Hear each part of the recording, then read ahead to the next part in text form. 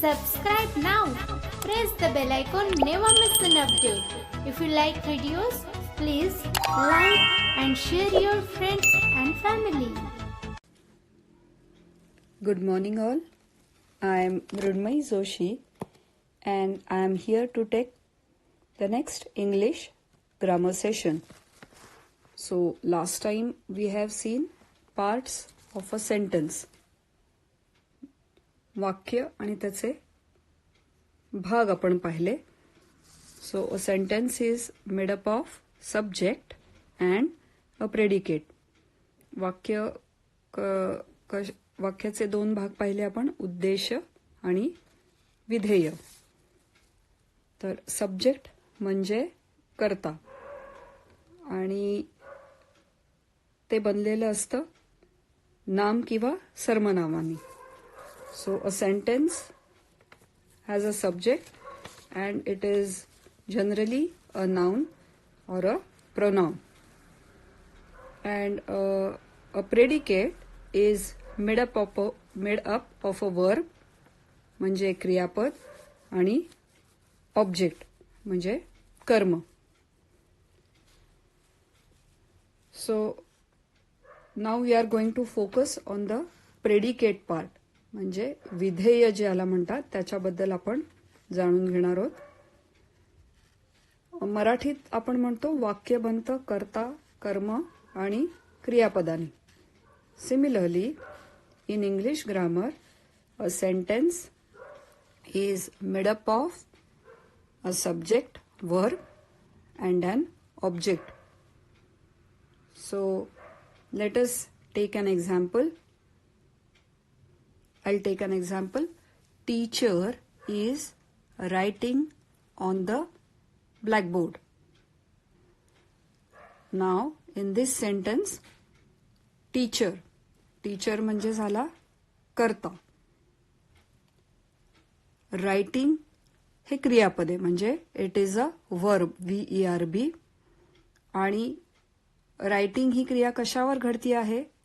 On the blackboard म्हणजे कर्म काय आहे? तर ब्लॅकबोर्ड आहे. So blackboard is the object. So a sentence always talks about the subject. म्हणजे हे वाक्य कुणावर आहे, कशावर आधारित आहे? तर टीचर जी क्रिया करती आहे त्याच्यावर आहे. त्यामुळे a sentence always talks about the subject.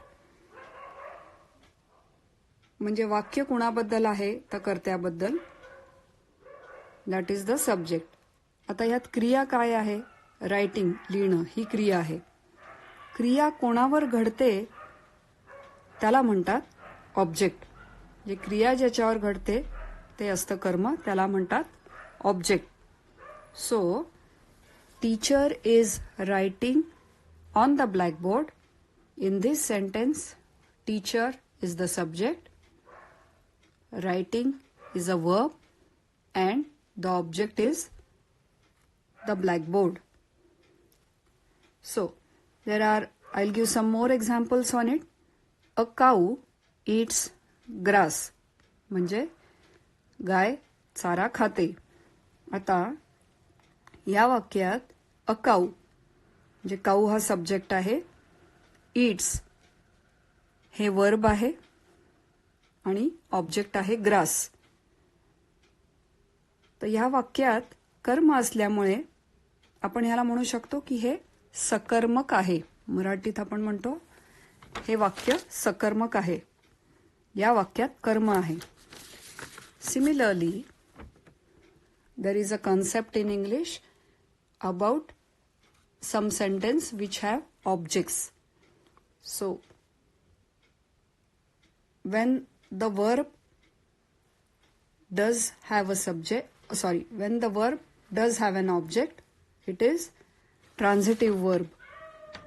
So when I say a cow eats grass, what does the cow eat? If I ask this question, the answer is the object, that is grass. So eats is a transitive verb. TRANSITIVE, transitive म्हणजे सकर्मक क्रिया. Now, some sentences may not have objects. काही वाक्यांमध्ये कर्म असत नाही.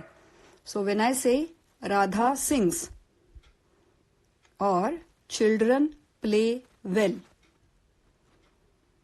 So in this type of a sentence, sings is the verb. In the first sentence when I say Radha sings, what does Radha do? What is the action? She is singing. So sings is the verb, Radha is the subject.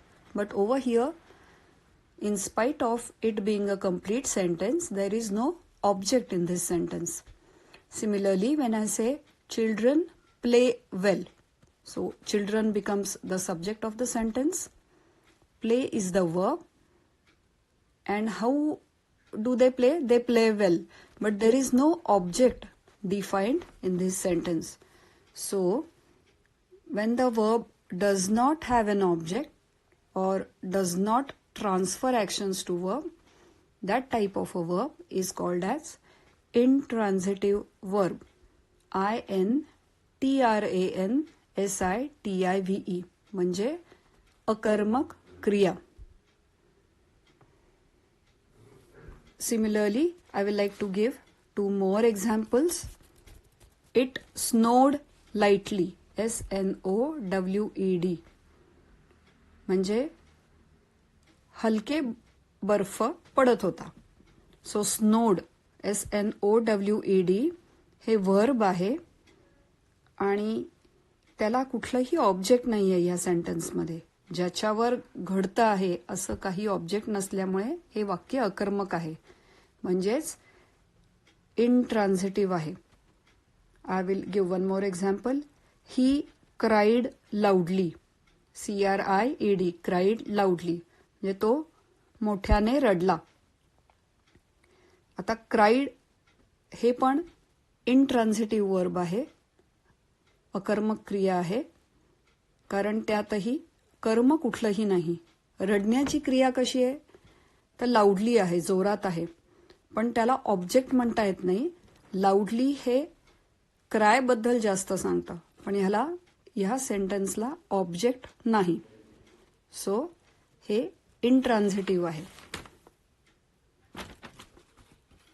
तर आज आता आपण काय पाहिलं? So today we have learned more about how to identify a subject, verb and an object, and we also learned about transitive and intransitive verb म्हणजे सकर्मक आणि अकर्मक क्रियेबद्दल आपण शिकलो. If you have any difficulties, I have just introduced this topic of transitive and intransitive verb. We will be visiting this topic. It's a bit vast. So just now I have just introduced the concept over here. We will be visiting this topic afterwards also. So what we have learned today is just about what is a basic transitive verb and an intransitive verb. So I hope you have understood the concept, and if you have any difficulty regarding the topic, you can surely ask me. So thank you.